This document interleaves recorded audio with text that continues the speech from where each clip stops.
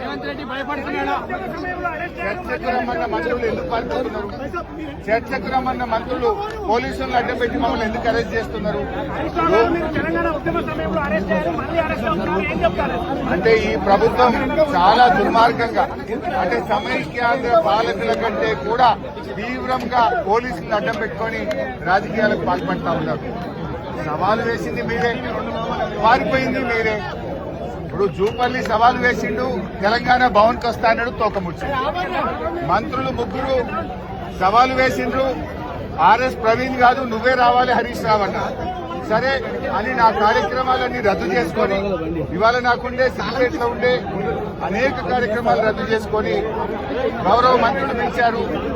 ఈ రాష్ట్రంలో దళితులకో బీసీలకో మేలు కావాలని అవినీతిని బయటపెట్టడానికి నేను బయలుదేరి వచ్చాను.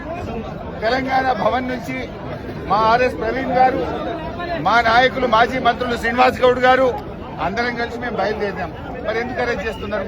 పిలిచింది మీరే, మీరేదో ఆడికి పోయినట్టు మమ్మల్ని ఏమో పోలీసులను అడ్డం పెట్టి ఆపి మేము రాలేదన్నట్ట. విడిచిపెట్టాం. ఇవాళ పోలీసులను అడ్డం పెట్టి ఆపినవేమో, మిమ్మల్ని విడిచిపెట్టాం. అడుగడుగున ప్రశ్నిస్తూనే ఉంటాం. అసెంబ్లీలో కూడా రేపు చర్చకు పెడతాం. మీ అవినీతిని ఎండగడతాం. నేను పోలీసులు మమ్మల్ని ఆపుతా ఉంటే నేను ముగ్గురు మంత్రులకు ఫోన్ చేశాను. మీరే సాక్ష్యం. పొన్నం ప్రభాకర్ గారికి ఫోన్ రింగ్ అయింది, ఎత్తలేదు.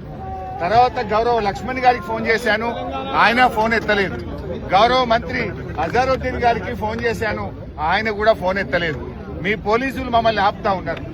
మీరు చర్చకు పిలిచారు, మరి ఇది కరెక్ట్ కాదు అని టెలిఫోన్ ద్వారా ముగ్గురి ఫోన్లలో మిస్డ్ కాల్ ఉంటాయి. ఇప్పుడు ముగ్గురు మంత్రుల పర్సనల్ ఫోన్ కి ఫోన్ చేశాను. నా ఫోన్ లో డైల్డ్ కాల్ లిస్ట్ ఉంది, వాళ్ళ ఫోన్లలో మిస్డ్ కాల్ ఉంటది. అంటే మరి ఎందుకు ఫోన్లు ఎత్తలేరు మంత్రులు? చర్చకు పిలిచింది మీరే అయితే మీ పోలీస్ కమిషనర్ చెప్పి హరీష్ రావును బీఆర్ఎస్ బృందాన్ని అరెస్ట్ చేయొద్దు, పంపించండి అని చెప్పొచ్చు కదా. ఫోన్లు ఎందుకు ఎత్తలేదు నాయి? మీరు ఫోన్లు ఎత్తరు, మీరు పోలీసులను అడ్డం పెట్టి అరెస్ట్ చేయిస్తారా? ఇది చాలా దుర్మార్గమైనటువంటిది. అంటే ఈ ప్రభుత్వం యొక్క అవినీతి ఇవాళ రాష్ట్ర ప్రజలకు అర్థమైంది. మీరు అవినీతి చేసింది కనుక, స్కామ్లకు పాల్పడ్డారు కనుక, తప్పు జరిగింది కనుక చర్చకు తోకముడ్చారు. చర్చకు మేము వస్తుంటే అడ్డుకున్నారు. చూస్తాం. మీడియా సాక్షిగా వీళ్ళ అవినీతి అంతా బయట పెడతాం, రాష్ట్ర ప్రజల ముందు పెడతాం. రాబోయే రోజుల్లో శాసనసభ సమావేశాల్లో ఈ అంశంపై చర్చకు పట్టుబట్టి ఈ అంశంలో వీళ్ళు చేసిన తప్పిదాలన్నీ కూడా బయట పెడతాం.